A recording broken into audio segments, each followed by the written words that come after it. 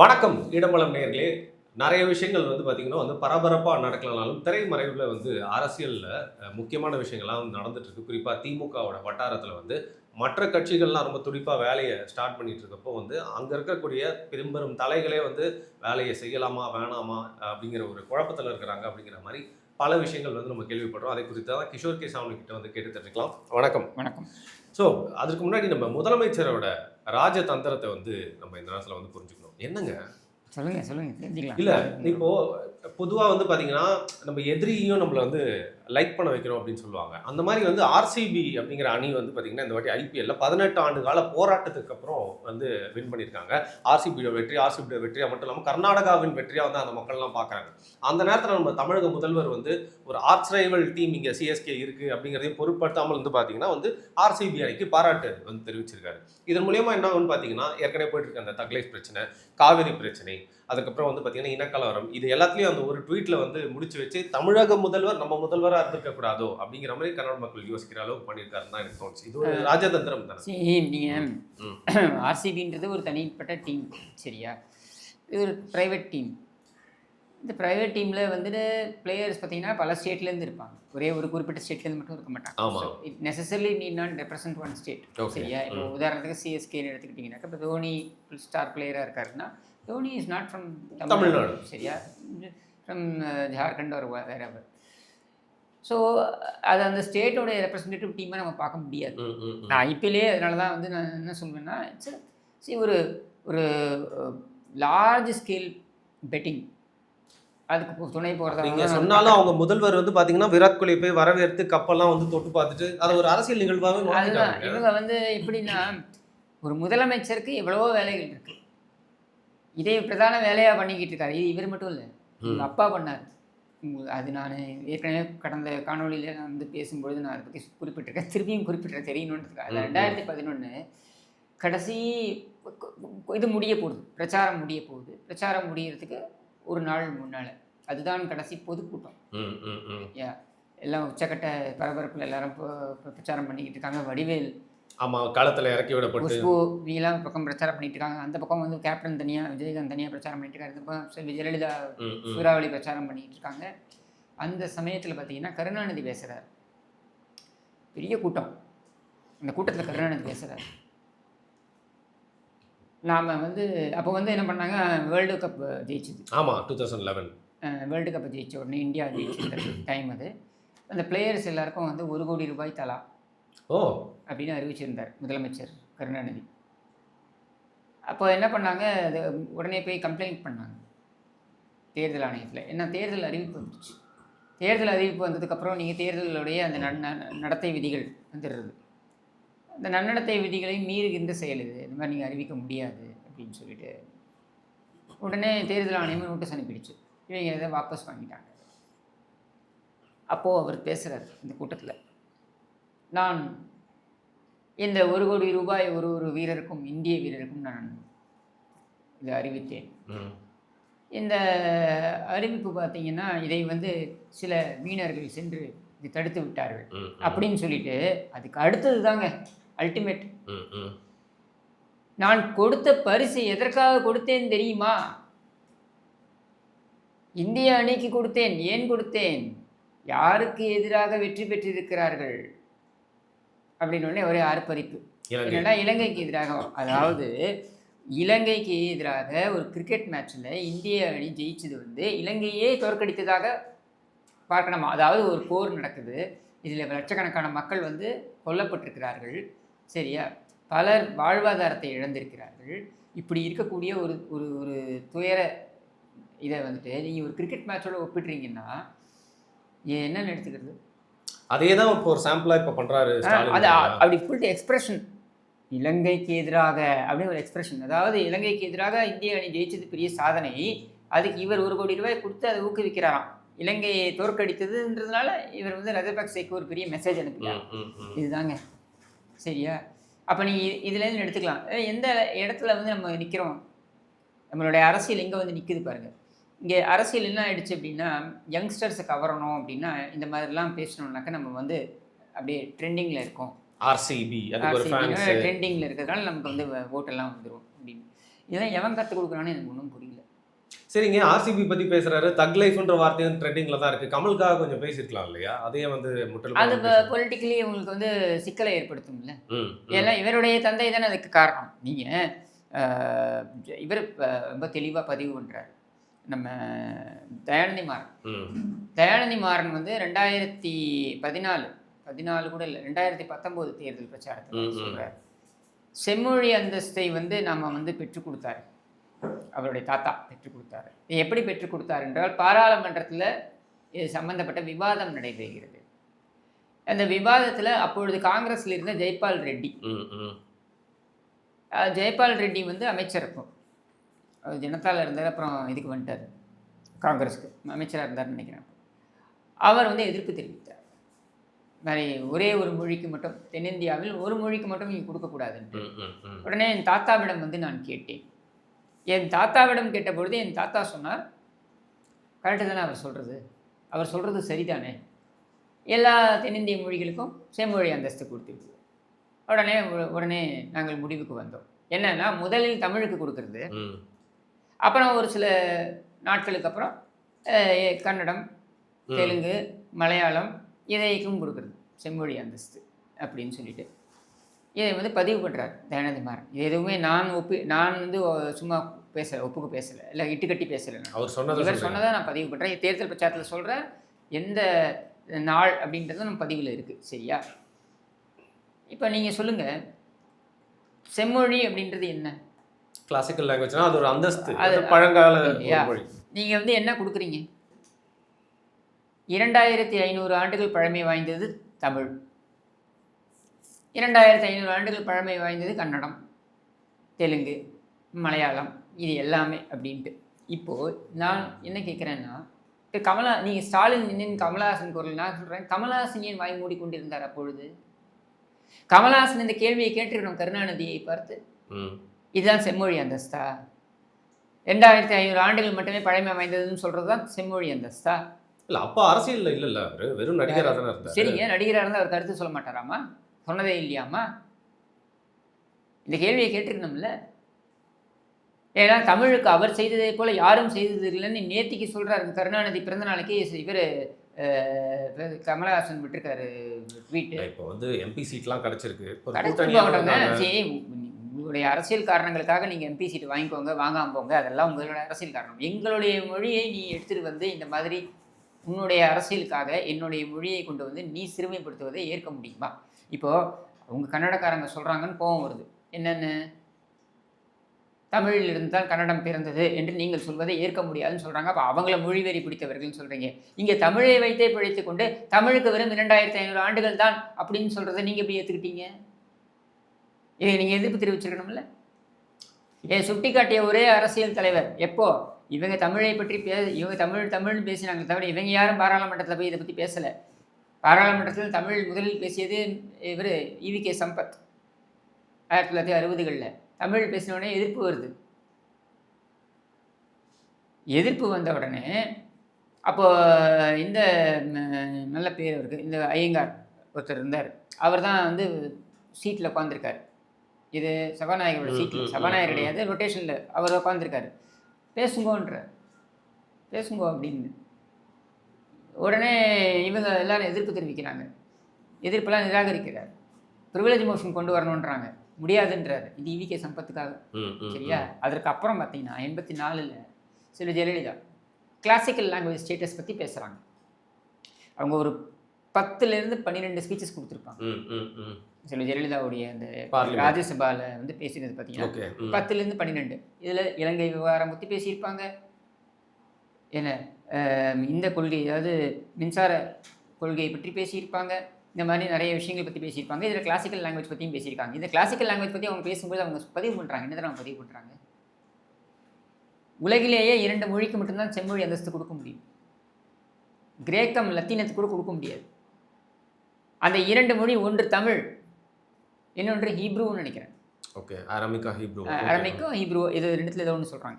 இதை கொடுத்து இந்த 2க்கு மட்டும்தான் செம்மொழி அப்படின்ற அந்தஸ்து கொடுக்க முடியும். மற்ற எதற்கும் நீங்கள் செம்மொழின்னு அந்தஸ்து கொடுக்க முடியாது அப்படின்னு அவங்க சொல்கிறாங்க.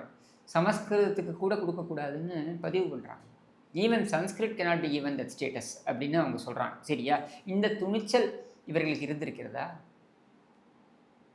ஜெயபால் ரெட்டி சொன்னாருன்றதுக்காக நீ தெலுங்கு, மலையாளம், கன்னடம் இவையோட சேர்த்து தமிழ் அப்படின்னு தான் நீங்கள் கொடுத்துருக்கீங்க, நீங்கள் வாங்கிட்டு வந்திருக்கீங்க. இது ஒரு செம்மொழி, ஆக்சுவலி ராங்ல இது ஒரு செம்மொழி. I'm not contesting it at all. நான் என்ன சொல்ல வரேன்னா, நீ உன்னுடைய கிளைம்ஸ் வருது இல்லையா, அந்த கிளைம்ஸ்க்கே விரோதமாக இது இருக்குல்ல. இல்லை நான் ஏன் இந்த விஷயத்துக்கு நீங்கள் உங்களுடைய தந்தை வந்து ஸ்டாலின் வந்து சொல்கிறாருங்க, இந்த மாதிரி என்னது இரும்பு காலத்தை வந்து கொண்டு வந்தது 4000 ஆண்டுகள் ஆயிடுச்சு, தமிழ்நாட்டில் தான் அது இருந்திருக்கு அப்படின்னு அவங்க சொல்கிறாங்க. சரியா? அப்போ இரும்பு என்பது செயற்கையாக உருவாக்கப்படுவது என்றால் இந்த செயற்கையாக உருவாக்கப்படக்கூடிய இரும்பிற்கு ஒரு தொழிற்சாலை இருக்கணும், தொழிற்கூடம் இருந்திருக்கணும். அப்போது 4-5 பேர் குறைந்தபட்சம் நான் சொல்கிறேன் சேர்ந்து தான் அதை பண்ணியிருக்க முடியும். அப்படி 4-5 பேர் குறைந்தபட்சம் சேர்ந்து ஒரு வேலையை செய்கிறார்கள் என்றால் அவர்கள் பேசி இருக்க வேண்டும். அப்போ அந்த பேசிய மொழி தமிழாக இருந்திருக்கணும் இந்த மண்ணில் இருக்கிறதுனால. ஓகே, அப்போது 4000 ஆண்டுகளுக்கு முன்னர் தானே தமிழ். நீ 2500 ஆண்டுகள் பழமை வாய்ந்தது நீ கொண்டு வந்து நீ வந்து ஒரு ஸ்டேட்டஸை வாங்குறது வந்து சிறுமைப்படுத்தியது இல்லையா? இல்லை, அது ஒத்துக்க முடியாத ஒரு விஷயம்தான். வள்ளுவருக்கு வந்து கிமு 31ஆவது ஆண்டோ கிமு 41ஆவது ஆண்டோ இதுதான் வள்ளுவர் பிறந்த இது ஆண்டு அப்படின்னு சொல்லி கருணாநிதி கெசட் வெளியிடுறாரு முதலமைச்சரா. நீ யார் கெசட் வெளியிடுறதுக்கு? வள்ளுவனுக்கு வயதை முடிவு செய்வதற்கு நீ யார்? ஏன் வள்ளுவன் 4000 ஆண்டுகளுக்கு முன்னர் வாழ்ந்திருக்க கூடாதா? 5000 ஆண்டுகளுக்கு முன்னால் வாழ்ந்திருக்க கூடாதா? தமிழே 4000 இரும்பு காலம்னா இரும்பு காலத்துக்கு முன்னாடி தமிழ் இருந்திருக்குன்னு தானே அர்த்தம். அப்போ தமிழே 5000 ஆண்டுனா நீ யார் சொல்கிறதுக்கு வள்ளுவன் 2000 ஆண்டுக்கு முன்னாடி தான் வாழ்ந்தான்னு? இல்லை, இப்போ நான் ஏன் இதை எடுத்துகிட்டு வந்தேன் அப்படின்னு பார்த்தீங்கன்னா, இப்போ இது வந்து நான் என்னோட பார்வையில் எப்படி பார்க்கணும்னா, தன்னோட தனிப்பட்ட ஒரு பட விவகாரத்தை அரசியலாக மாற்றி இன்னைக்கு 2 ஸ்டேட்டுக்கு முன்னாடி பிரச்சனை மாதிரி வந்து போயிட்டு இருக்கு. இந்த நேரத்தில் வந்து கூட இருக்கிற ஸ்டாலினே கம்மன் இருக்கும்போது சீமானியே முன்னுக்கு வந்து இவ்வளோ வந்து பேசிட்டு இருக்காரு. அந்த அரசியலுக்குள்ள போய் மாட்டிக்கிட்டாரு அவரு. நம்மளோட அந்த தனிப்பட்ட பிரச்சனையில போயிட்டு இவரே அண்ணன் இந்த அளவுக்கு பேசிட்டு இருக்காரு. சீமானை பொறுத்த வரைக்கும் நீங்கள் ஒன்று புரிஞ்சுக்கணும். சீமானுடைய அரசியல் பார்வை அப்படின்னு இருக்கு இல்லையா, அது உணர்வு சார்ந்தது. சரியா? அந்த உணர்வு சார்ந்த அரசியல் போது இப்போ ஒன்றும் இல்லை, ஸ்டாலினுடைய கொடும்பாவியை வந்து கொளுத்தினாங்க கர்நாடகாவில். அது முதல் ஆளாக கண்டனம் தெரிவித்தது வந்து சீமான் தான். அந்த மாதிரி மஞ்சள் இது எலுமிச்சை மாலெல்லாம் போட்டு பண்ணாங்க, ஏதோ திதியெல்லாம் கொடுத்தாங்களா சம்திங் பண்ணாங்க. அதுக்கு வந்து முதல் ஆளாக கண்டனம் தெரிவித்தது சீமான். இவங்களுடைய கூட்டணி கட்சிகள் கூட கண்டனம் தெரிவித்துக்கு முன்னால இவர் கண்டனம் தெரிவித்தார். சரியா? இதனால சீமான் திமுகவுடன் விலை போய் விட்டாருன்னு அர்த்தம் கிடையாது. சீமானுடைய பண்பு அது யாருக்கு பண்ணாலுமே யாருக்காக இருந்தாலும் அப்படித்தான் அவர் குரல் கொடுப்பார். சீமானை பொறுத்தவரைக்கும் இது உணர்வு சார்ந்த விஷயம். சரியா? அப்போ கமலஹாசன் சொல்லியிருந்தாலும் வேறு ஒருவர் சொல்லியிருந்தாலும் இது எங்களுடைய கட்சியோட நிலைப்பாடு தான், அதனால் நான் கொடுக்காம வேற யார் குரல் கொடுப்பாங்க அப்படின்னு அவர் குரல் கொடுக்குறாரு. ஸ்டாலினை பொறுத்த வரைக்கும் நான் இப்போ ஏன் இந்த இதெல்லாம் சொன்னவங்களுக்கு இதெல்லாம்னா, இவர்கள் தமிழுக்காக அதை செய்தோம் இதை செய்தோம் என்று சொல்ல ஒரு மண்ணாங்கட்டியும் இவர்கள் செய்யவில்லை. இரட்டை நிலைப்பாடு அப்படிங்கிறீங்க? இரட்டை நிலைப்பாடு மட்டும் இல்லை, இவர்கள் தமிழை சிறுமைப்படுத்தியே வந்திருக்கிறார்கள் இதுவரையில். இது என்னங்க நீங்கள் நாம் தமிழர் கட்சிக்காரங்க மாதிரி பேசுகிறீங்க? இல்லைங்க, நான் இந்த சான்றுகள்லாம் உங்களுக்கு கொடுத்துருக்கேங்க. நாம் தமிழர் கட்சியை விட்டுருங்க. இப்போ இந்த கொடுத்த சான்றுகள் பற்றி நீங்களே சொல்லுங்கள், இதுதான் நீ தமிழை உயர்த்தி வளர்த்த லட்சணம். அப்படி இல்லைங்க, இவங்க வந்து பார்த்தீங்கன்னா மாற்றுத்திறனாளி வேர்ல்ட் கப்புன்னு சொல்லிட்டு எவனோ ஒருத்தன் வந்து ஏமாற்றிட்டு போகிறான். அந்த மாதிரி ஏதோ 2500 ஆண்டுன்னு சொல்கிறப்போ அதையும் வந்து ரிசர்ச் பண்ணாமல் வந்து ஒத்துட்டாங்க. அப்போ என்ன நீ தமிழ் பற்றி உனக்கு அக்கறை இருந்திருக்கிறது? எப்படி நீ வந்து அதை வந்து ஒத்துக்கிட்ட? இன்னைக்கு நீங்கள் இவ்வளோ பேசுகிறீங்களே, இங்கிருந்தான் வந்தது அங்கிருந்தான் வந்ததுன்னு. அன்னைக்கு அவங்க கொடுத்த போது நீ அன்னைக்கு பேச வேண்டியதானே, நீ ஏன் பேசலை? சரி, இப்போது முக்கியமான விஷயம் நான் வந்து இதுதான் கேட்கணும்னு நினச்சேன். சாரி, மறந்து வேற ஒரு விஷயத்தை பற்றி நம்ம பேசிகிட்டு இருக்கோம். தந்தை மகன் அப்படின்னோடனே உங்களுக்கு யார் நினைவுக்கு வருது? இப்போ தந்தை மகன்னா நம்ம இப்போதைக்கு நினைவுக்கு வருது வந்து அந்த அப்பா என்கிற காளி பெருங்காய டப்பாவும் சின்னதும் அப்படின்னு எடுத்துக்கலாம். ஐயா ராமதாசன் வந்து பெரிய ஐயா சின்னையா அவங்களுடைய இது அது அட்லீஸ்ட் வெளிப்படையாக நடக்குது. அதாவது மருத்துவர் ராமதாஸும் அன்புமணி ராமதாஸுக்கும் இருந்த பிரச்சனை என்பது அல்லது இருக்கின்ற பிரச்சனை என்பது இது வந்து இலைமறை காயாக இருந்து வந்தது. இன்றைக்கி அது வெளிப்படையாக வெளியில் பேச ஆரம்பிச்சிட்டாங்க. அதுவும் யார்? அவரே பேசுகிறார், சீனியர் ராமதாஸே பேசுகிறார். அஃப்கோர்ஸ் அவங்களுடைய ஃபேமிலி சம்மந்தப்பட்ட விஷயங்கள் கூட நான் போக விரும்பலை. அவர் சில பர்சனல் விஷயங்கள்லாம் சொல்கிறாரு, அதுக்குள்ளே நான் எல்லா குடும்பத்துலேயும் இருக்கக்கூடிய விஷயம் தான். இல்லைங்க, சிஎம்க்கும் துணை டெப்டி சிஎம்க்கும் வந்து சண்டை அப்படின்ற மாதிரி சொல்றாங்க. ஆனா இன்னொரு பக்கம் என்ன சொல்றாங்க வந்து துணை முதலமைச்சருக்கு வந்து சிக்கன் குனியா வந்திருக்கலாம், புது விதமான கொரோனா வந்து அவருக்கு வந்துருச்சோ அப்படிங்கிற மாதிரி பல ஐயப்பாடுகள்லாம் இல்லை, அவருக்கு வந்து உடம்பு சரியில்லைன்றதான் எனக்கும் வர தகவல். அப்படியா? சரியா, ஓகே. அவருக்கு வந்து உடம்பு சரியில்லை. நான் கூட நினைச்சேன் இது ஒரு நாடகமா இருக்கும், ஏன்னா அந்த குடும்பமே நாடகம் போடுற குடும்பம் தானே. ஆனா வரக்கூடிய தகவல் என்னன்னா அவருக்கு உண்மையிலேயே உடம்பு சரியில்லை இல்லை அப்படின்னு சொல்லி அவர் தனிமைப்படுத்திக்கிட்டாரான்னு நமக்கு தெரியாது. ஆனால் அவர் தனிமைப்படுத்தி கொண்டிருக்கிறார். Is isolated himself because of probably not well, இல்லை வேற பிரச்சனை இருக்கலாம். ஆனால் வேறு ஒரு டெவலப்மெண்ட் நடந்து கொண்டிருக்கிறது. டெவலப்மெண்ட் என்ன அப்படின்னா, இவங்க வந்து அந்த முதன்மை செயலாளர் அப்படின்ற சங்கரோட பேசியிருப்பார், இது சம்மந்தமாக நினைக்கிறேன், சவுக்கு சங்கரோட பேசியிருப்பார் ஒரு வீடியோவில். முதன்மை செயலாளராக கொண்டு வரணும், இல்லை துணை பொதுச் செயலாளர் ஏற்கனவே இருக்காங்க, 2-3 பேர் இருக்காங்கன்னு நினைக்கிறேன், அதில் இவரையும் சேர்க்கணும் அப்படின்னு இவர் வந்து கேட்டதாகவும் அதுக்கு வந்து அவர் மறுப்பு தெரிவிச்சிட்டாருன்றது ஒரு பக்கம். ஓகே. இது வந்து இதனால தான் பிரச்சனையா அப்படின்றது இல்லை, அதை விட முக்கியமான டெவலப்மெண்ட் நடக்குது. இதை யாரும் பேச மாட்டேங்கிறாங்க. என்ன அப்படின்னா, சபரீசன் திருப்பி முக்கியத்துவம் பெறுகிறார் அப்படின்றது தான். Regaining power, regaining recognition, regaining importance. Okay. இவ்வளவு நாள் வந்து அவர் ஒதுங்கி இருந்தார், அவர் ஒதுங்கி இருக்க வேண்டும் அப்படின்றது தான் கட்டாயமாக நிர்பந்திக்கப்பட்டார். அவர் ஒதுங்கி இருந்தார். ஓரளவுக்கு சென்சிபிள் பர்சனாலிட்டியாக சபரீசன் ஹஸ் பிஹேவ்டு இவங்களை பொறுத்த வரைக்கும் இந்த ஸ்கீம் ஆஃப் திங்ஸ்ல பாத்தீங்கன்னா அப்படின்னு ஸ்டாலின் உணர்கிறார். சரியா, போன தேர்தல் ஜெயிக்க வச்சதுக்கும் ஒரு பெரிய பங்காற்றினார். அவருடைய எண்ண ஓட்டம் என்னன்னா, சபரீசன் வந்து நான் வந்து ஒவ்வொருத்தரையா போய் பேசி நான் ஒரு ஃபண்ட்ஸ்லேருந்து எல்லாமே யாரும் கொடுக்கறதுக்கு தயாராக இல்லை. ஏவா வேலுலேருந்து KN வரைக்கும் யாரும் கொடுக்க தயாராக இல்லை. 2019 2020 காலகட்டத்தில் ஜெகன்மோகன் ரெட்டி கொஞ்சம் கொடுத்ததாக எனக்கு தகவல். சரியா, அதை வந்து இவங்க வாங்கிட்டு வந்தாங்க. சபரீசன் தான் அதை மெயின் ரோல் ப்ளே பண்ணது. அது மட்டும் இல்லாமல் அந்த இவரை பிரசாந்த் கிஷோரை கூப்பிட்டு வந்ததாக இருக்கட்டும், இதெல்லாம் சபரீசன் பிளேடு. திருப்பி இப்போ சிஎம் வந்து சபரீசன் அவர்களே சுனிலை வந்து ஓரம் கட்டிட்டு சரி சபரீசன் கையில் எடுத்தார். அப்போ பாண்டேயெல்லாம் இந்த பிரசாந்த் கிஷோர் பாண்டேயெல்லாம் கொண்டு வந்தார். அதெல்லாம் கொண்டு வந்து நான் தான் ஆட்சி கொண்டு வந்து உட்கார வச்சேன் அப்படின்றதான் அவருடைய தாட் ப்ராசஸ். நான் இவ்வளவும் நான் பண்ணேன், ஒர்க் பண்ணேன். நீங்கள் ஆட்சிக்கு வந்ததுக்கப்புறம் என்ன பண்ணுறீங்க, நீ ஒதுங்கிக்கன்றீங்க. சரியா, நான் ஒதுங்கிக்கிறேன், எனக்கு ஒன்றும் பிரச்சனை இல்லை, ஆனால் அப்படின்னு அவர் வான் பண்ணிட்டு போகிறார். இதெல்லாம் உங்களுக்கு பிரச்சனை வரப்போகுது. இந்த உதயநிதியை சுற்றி இருக்கக்கூடிய உதயநிதியை சுற்றி இருக்கக்கூடிய நபர்கள், ரதீஷ் முக்கியமான person who is creating all these problems Anbil Mahesh. Okay, அவருடைய இந்த அன்பில் மகேஷ் தான். அதனால தான் வேற ஒரு இதுலேயும் சொல்லிட்டு இருந்தேன். இந்த இப்போ திருப்பியும் பதிவுப்பட்ட நாயகன் படத்தில் ஒரு கேரக்டர் ஒன்று தெரியுமா, பாபா மர்கையா. நான் சும்மா விளையாட்டு கேட்டா நீங்க அதையே சொல்றீங்க.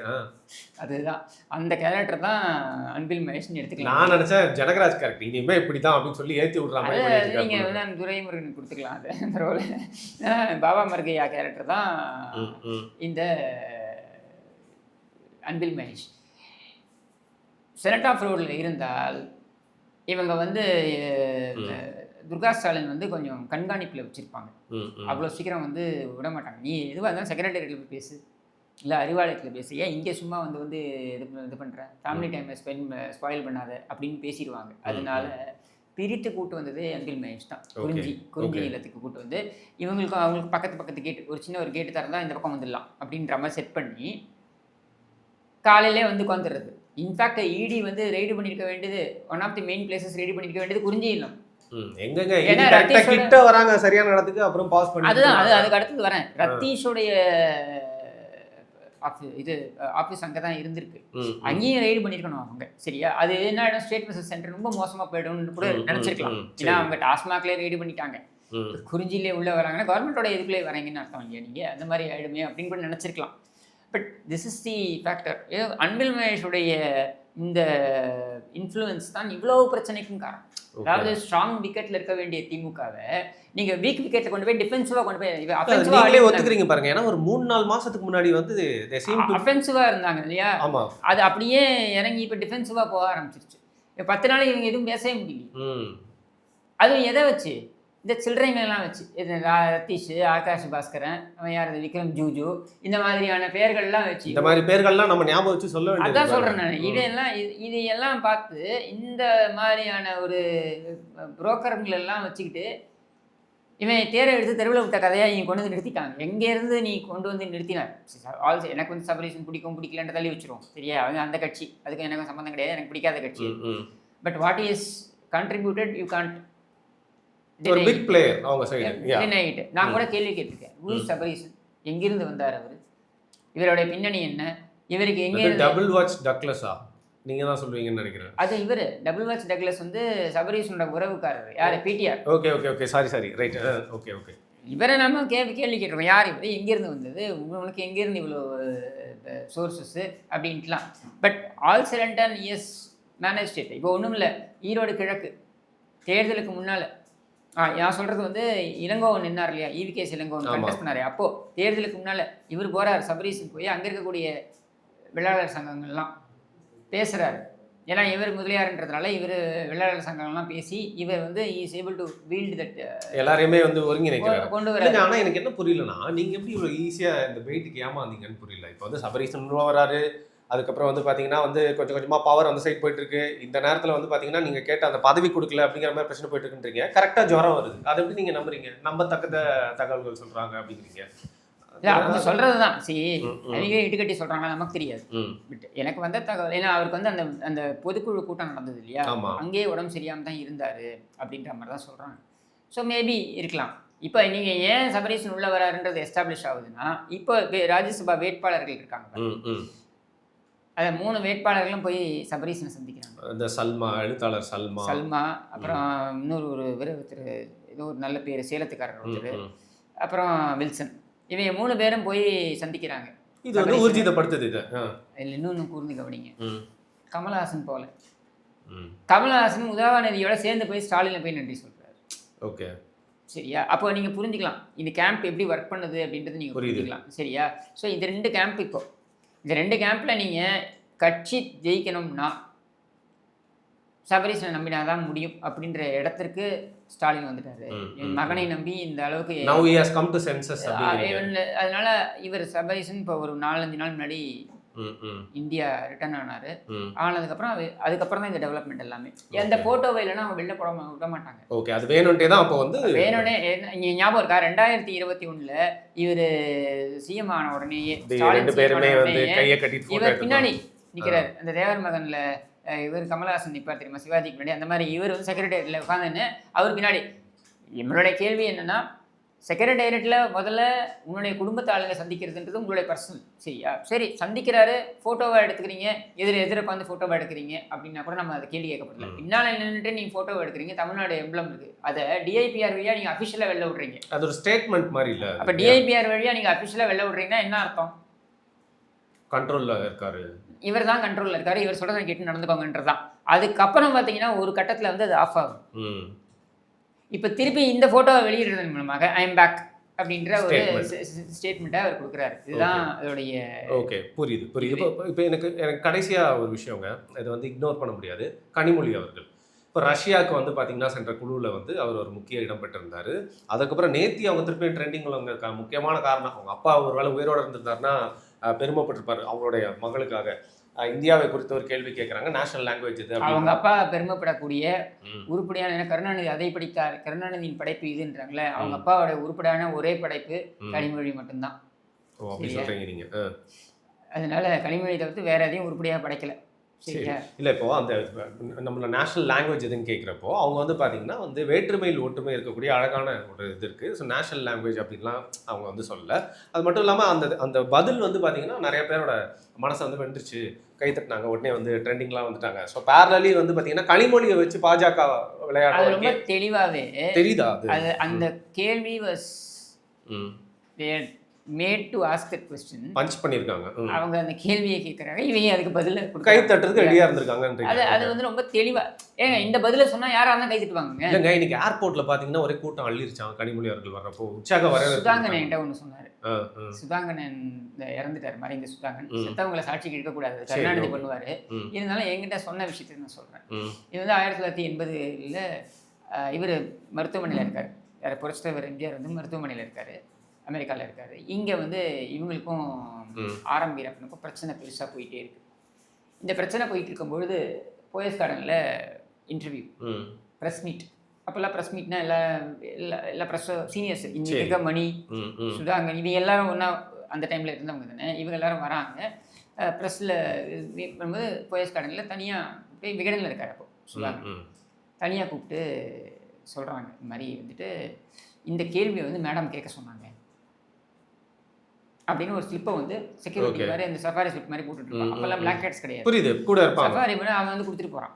என்னடா இது மாதிரி கொடுக்குறாங்களே, இல்லை ஏன்னா அப்போல்லாம் ப்ரெஸ் வந்து இப்போ இருக்கிற மாதிரிலாம் கிடையாது, விலை இப்போல்லாம் விலை போயிட்ட ப்ரெஸ், அப்போ அந்த மாதிரி கிடையாது, ஷார்ப்பாக இருப்பாங்களாம். அந்த ப்ரெஸ் இந்த மாதிரிலாம் ஒத்துக்க மாட்டாங்க. ஜஸ்ட் லைக் தட் இது மாதிரிலாம் இது பண்ண நான் கேள்வி கேட்பேன், நீ பதில் சொல்லணும், செட்டப் பண்ணி கேள்வி கேட்க. அப்புறம் என்ன ஆச்சு? இவன் உடனே என்ன பண்ணுறாங்க, பார்த்துன்னே இருக்காங்க, ப்ரெஸ் மீட் போகுது, எல்லாரும் கேள்வி கேட்குறாங்க. ஷீஸ் லுக் பார்த்துன்னு இருக்கு, ஷீஸ் லுக்கிங் அட் சுதாங்கர். கேட்பாருன்னு கேட்கவே இல்லை. இவங்களுக்கு கோவம், ப்ரெஸ் மீட் முடிஞ்சிச்சு, கோவம் வந்துருச்சு. இவங்க போய் ரூமில் போய் உட்காந்துட்டாங்க. உட்காந்த உடனே கூப்பிட்டு அனுப்புகிறாங்க. சுதாங்கர் உடனே உள்ளே போகிறாரு. கிளாஸ் டேபிள் கடுக்கடுன்னு மூஞ்சிலாம் அப்படியே ரெட்டாக உட்காந்துருக்காங்க. அதனால அந்த அம்மா உள்ள வந்து இவர் உள்ளே வராரு. அந்த உடனே நான் கேட்க சொன்னேன், ஏன் கேட்கல அப்படின்னு சொல்லிட்டு அந்த பேப்பர் வெயிட் இருக்குல்ல, கிளாஸ் பேப்பர் வெயிட் எடுத்து அந்த கிளாஸ் மேலே அடிக்கிறாங்க. ரைட்டு. இந்த கிளாஸ் மேலே அடிச்சோன்னா இந்த கிளாஸ் உடஞ்சி என் கையில் குத்திடுது, ப்ளீட ஆரம்பிச்சிருது. உடனே அவர் ஓடி வந்து சுதாகரன் ஓடி வந்து கர்ச்சீஃப் எடுத்து அவரோட கர்ச்சீஃப் எடுத்து கட்டிடுறாரு. கட்டிட்டு சொல்கிறாரு, madam you are not my boss, I don't work for you, நீங்கள் சொல்கிறத நான் செய்யணும்னு அவசியம் கிடையாது அப்படின்னு போயிடுறாரு. அடுத்த நாள் திருப்பி ப்ரெஸ் மீட்டு இன்றைக்கி வராரு. அந்த செக்யூரிட்டி என்ன பண்ணுறாங்க, உங்களை வரவானான்னு சொல்லிட்டாங்க அப்படின்ட்டு. அப்போல்லாம் பார்த்தீங்கன்னா ப்ரெஸ் வந்து இப்போ மாதிரிலாம் நீங்கள் டீல் பண்ணிட்டு போக முடியாது. ஒருத்தர் வரவானான்னு சொன்னால் எல்லாருமே பாய்காட் பண்ணுறேன்னு, எல்லாருமே பாய்காட் பண்ணுறோன்னே இல்லை அப்படின்னு சொல்லிட்டு உள்ளே போய் கேட்டுட்டு வந்துட்டு சரின்னு அலோவ் பண்ணிடுறாங்க. உள்ளே போனோடனே உட்காடுறாங்க. அந்த ப்ரெஸ் மீட் போகுது. அந்த கேள்வியை கேட்குறாங்க. இவர் கேட்குறாரு சுதாங்கர் கடைசியாக, அவங்க எதிர்பார்க்கல கேட்பாருன்ட்டு. But is asking, madam R M. Veerappan and Karunanidhi 2 பேரை பற்றி என்ன நினைக்கிறீங்க அப்படின்ட்டு. அதுக்கு அவங்க பதில் சொல்கிறாங்க, கருணாநிதி என்னுடைய எதிரி, is my enemy, RM. Veerappan ஒரு துரோகி, ட்ரீட்டர் அப்படின்னு சொல்கிறாங்க. ஸோ இது வந்து அப்புறம் வந்துட்டு ப்ரெஸ் மீட் முடிஞ்சோடனே ரொம்ப சந்தோஷமாயிடுச்சு. சரி கேட்டார். இல்லை இது எதுக்காக நான் கேட்க சொன்னேன்னா, இது வந்து மக்களுக்கு வந்து ஒரு மெசேஜ் போகணுன்றதுக்காக நான் கேட்க சொன்னோன்னே, I am able to understand madam, நமக்குள்ளே ஒரு ஒப்பந்தம் வச்சுப்போம்.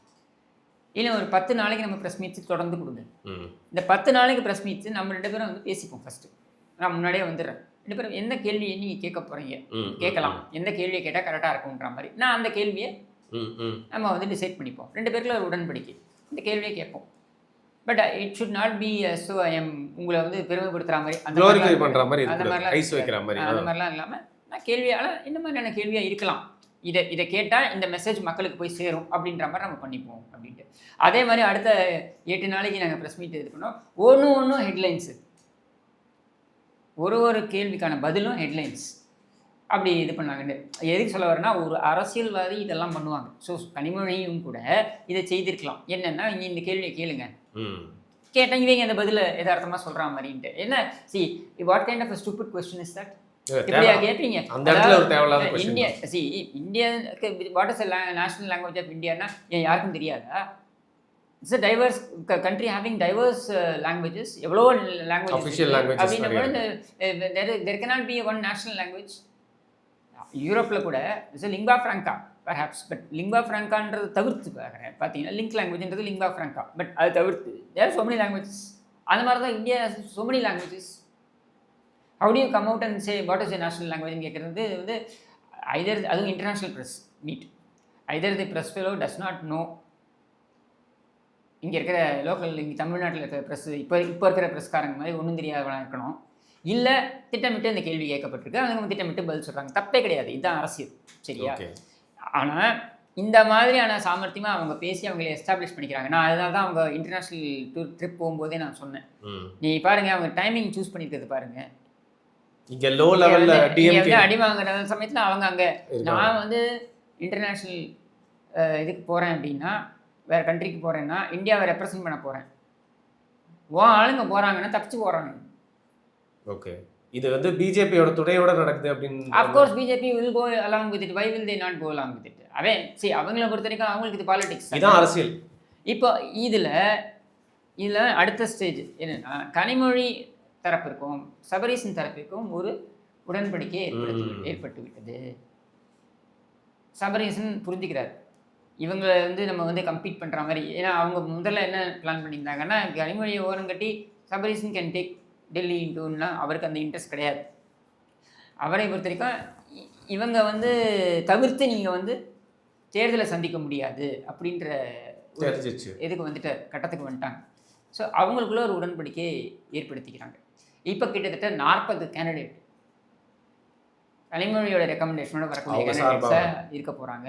இதில் தான் நீங்கள் பார்த்தீங்கன்னாக்கா பொன்முடி போன்றவர்கள், அதாவது ஓரங்கட்டப்பட்ட தலைவர்கள், பொன்முடி, கே நேரு போன்றவர்கள், அவங்களும் கனிமொழியோட அவங்க வந்து ஒரு அவங்கள்ட்ட போய் சரண்டர் ஆகிறது தான் பெஸ்ட்டு அப்படின்ற முடிவுக்கு அவங்களும் வராங்க. இதுதான் இந்த நடந்துக்கிட்டு இருக்க விஷயம். இப்போ என்னன்னா கிச்சன் கேபினெட் அவங்க ரெக்கமெண்டேஷன், சரியா? ஸ்டாலினுக்குன்னு தனியாக எந்த இதுவும் ப்ரிஃபரன்ஸ் இருக்கா மாதிரி எனக்கு தெரியல. பட் கிச்சன் கேபினெட் அவங்க ரெப்ரசன்டேஷன். இன்னொரு பக்கம் பார்த்தீங்கன்னா சபரீசன் அந்த இது, இன்னொரு பக்கம் உதவாநிதி அவங்களுடைய சைடு அன்பில் மகேஷ். இந்த கிளாஷ் தான் இப்போ நடந்துக்கிட்டு இருக்கு. இந்த கிளாஷில் ஸ்டாலினுடைய ப்ரிஃபரன்ஸு இன்னைக்கு வந்து கிச்சன் கேபினெட்டு கொஞ்சம் பேசாமல் இருக்க சொல்லிட்டு சபரீசனுக்கு மாப்பிள்ளைக்கு முழு கொடுக்குறாருன்ற மாதிரி தான் தெரிய வருது. இந்த இண்டிகேஷன்ஸை பார்த்தா அப்பதான் தெரியும். சரி, ஓகே. ஒரு ரொம்ப சுவாரஸ்யம். இதை வந்து சுனில் வந்து கெடுக்க பார்த்தார். பெண்ணை ஓரம் கட்டணும் அப்படின்றதான் சுனிலோட தன்னை பிரதானப்படுத்திக்கணும். ஏன்னா தான் இதுக்கு முன்னாடி ஓஎம்ஜின்னு ஒன்று வச்சிருந்தாரு, சரியா? ஸோ அதே இதுக்கு கொண்டு வரணுன்ட்டு அவருடைய ஐடியா தான் இந்த என்ன சொல்றது, இந்த பாஜகவுடைய முன்னாள் மாநில தலைவரை வந்து கையில் எடுக்கணும். இந்த மாதிரியான விஷயங்கள்லாம் அவரோட சுனிலோடைய ஐடியா. ஏன்னா சுனில் தான் அவருக்கும் காட்ஃபாதர், புரியுது, சரியா? இதெல்லாம் இப்போ இதெல்லாத்தையும் இப்போ அவர் இப்போ தலைவர், மாநில தலைவரும் கிடையாது. ஸோ அந்த இடத்துல நயினார் வந்துட்டார். சுனிலோடைய வாய்ஸ் வந்து இப்போ குறைக்கணும். கேம் வந்து கலையுது. ஓகே, ரொம்ப சுவாரஸ்யமாக இருக்குது இப்போ இருக்கிற பிளாட்டு. இங்கேருந்து டெவலப்மெண்ட்ஸ் எப்படி இருக்குன்னு பார்க்கலாம். சாரி, சினிமா மாதிரி பேசுகிறேன்னு நினைக்கிறீங்க, அந்த அளவுக்கு தான் வந்து போய்கிட்டு இருக்கு. நிறைய பின்னணி தகவல்கள், ஸ்கூப்ஸ்லாம் கொடுத்துருக்கீங்க. ரொம்ப சுவாரஸ்யமான ஒரு வீடியோவாக இருந்துச்சு. மிக்க நன்றி.